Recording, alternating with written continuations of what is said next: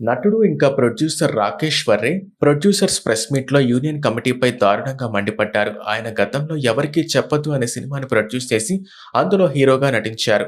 అప్పుడు ఆయన దగ్గర తగినంత డబ్బులు లేక నాన్ యూనియన్ కార్మికులతో 1.5 క్రోర్స్‌తో ఆ సినిమాని నిర్మించారు. ఆ తర్వాత యూనియన్ కమిటీ యూనియన్ కార్మికుల్ని చేర్చుకోవాలని పట్టుపట్టడంతో ఆయన యూనియన్ ఇంకా నాన్ యూనియన్ కార్మికులతో 'పేక మేడలు' అనే సినిమా చేశారు.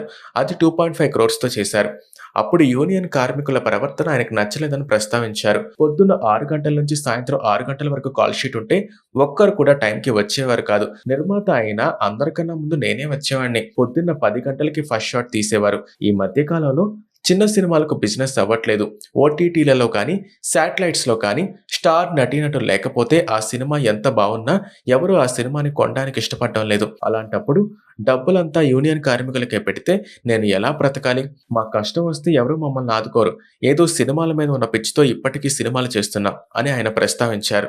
ఆయన కెరియర్‌లో క్యారెక్టర్ ఆర్టిస్ట్‌గా 'జోష్', 'బద్రీనాథ్' ఇంకా 'బాహుబలి' సినిమాలు ఆయనకి కొంతవరకు గుర్తింపు తెచ్చిపెట్టాయి. ఆయన మండిపాటుపై నెటిజన్స్ రకరకాలుగా స్పందిస్తున్నారు. ఏదేమైనా ఆయన చెప్పిన విషయంలో కొంతవరకు న్యాయం ఉందని అక్కడ కూర్చున్న సగటు తెలుగు ప్రొడ్యూసర్లందరూ చప్పట్లు కొట్టారు.